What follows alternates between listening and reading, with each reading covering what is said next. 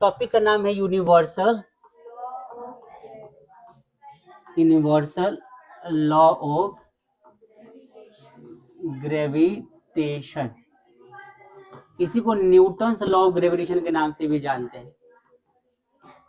Newton's law of gravitation नाम जानते हैं। गाइस यहाँ देखिए आप लोग,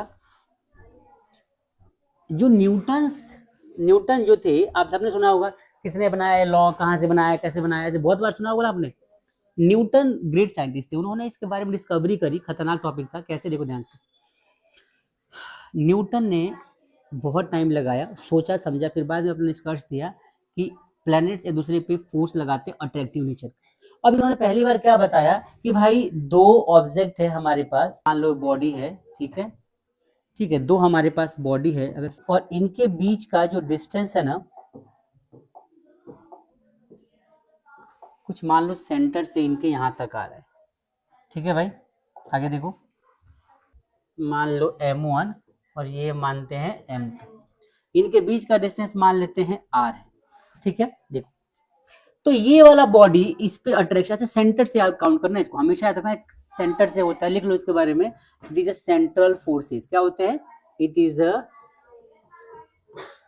अ सेंट्रल फोर्स। इसका मतलब क्या होता है कि हमेशा सेंटर से फोर्स को लगाते हैं। कहां से लगाते हैं? सेंटर से फोर्स को लगाते हैं। ये वाला इस पे फोर्स लगाएगा, ये वाला इस पे फोर्स लगाएगा। इनका वैल्यू कितना होगा? तो इनका फोर्स जो होता है प्रोपोर्शनल किसके होता है? m1 और m2 के प्रोडक्ट के इक्वेशन बना दिया हमने। फिर यही फोर्स इस बात पे भी डिपेंड करता है कि डिस्टेंस कितना ज्यादा है इनके बीच का, इसको इक्वेशन सेकंड बना दिया हमने। अगर मैं फ्रॉम 1 and 2 बोलूं, दोनों इक्वेशन को मैं अगर कंबाइन करूं, तो फ्रॉम 1 and 2 जो हमारी फोर्स की वैल्यू आती है वो कितनी आती है? प्रोपोर्शनल टू m1 m2 और अपॉन में r²। ये जो प्रोपोर्शनैलिटी है ना, ये यहाँ पे देता है एक नए कांस्टेंट को, तो F इज इक्वल टू आता है यहाँ पे कैपिटल G और क्या हो जाएगा?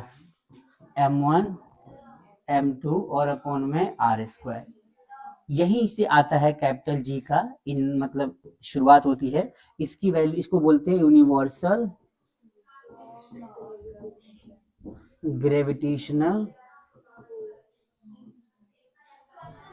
कांस्टेंट। और इसकी वैल्यू कितनी होती है?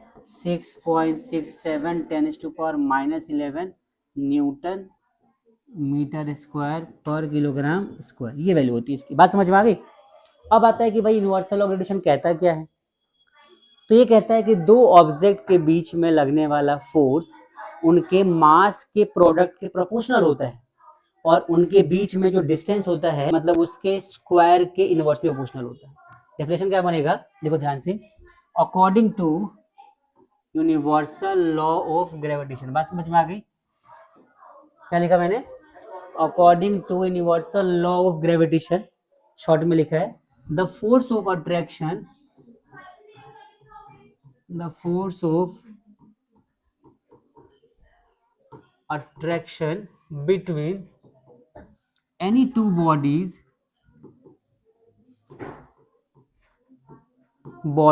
is directly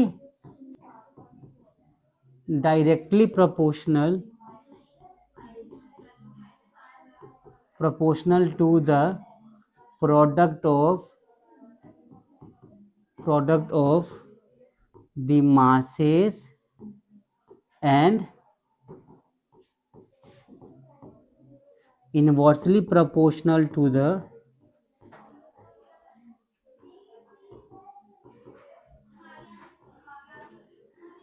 square of the distance between them। ये इसका बेटा क्या हो गया? पूरा डेफिनेशन आ गया। आई बात समझ में? Definition, formula, derivation, concept clear हो गया सबको? ये कुछ फैक्टर्स पे डिपेंड करता है। किस किस पे डिपेंड करता है? तो डिपेंड करता है मास पे और डिस्टेंस पे। डिस्टेंस बढ़ेगा, क्या होगा? डिस्टेंस अगर बढ़ता है तो इसकी वैल्यू क्या हो जाती है? डिस्टेंस अगर बढ़ता है तो इसकी वैल्यू जो होती है हमारी कम हो जाती है, और डिस्टेंस कम होता है इसकी वैल्यू क्या होती है, बढ़ जाती है। आई बात समझ में? क्लियर है सबको? यस और नो? एक टॉपिक लास्ट समझ लो कि एप्लीकेशंस क्या होते हैं इसके। एप्लीकेशन क्या होते हैं एक बार पढ़ लेते हैं। तो कुछ एप्लीकेशंस भी है इसके। एप्लीकेशंस क्या होते हैं, ध्यान से देखो। हाँ जी बेटा, बहुत बार आती है। एप्लीकेशन क्या होता है, तो देखो पहला एप्लीकेशन क्या हो जाएगा इसका, it binds us to the earth, it binds us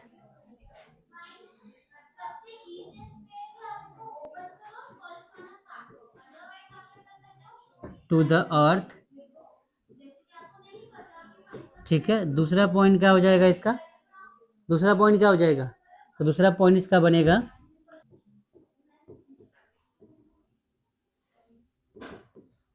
high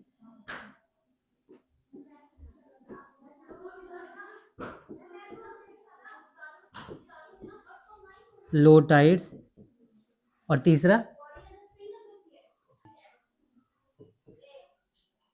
motion of the planets around the sun.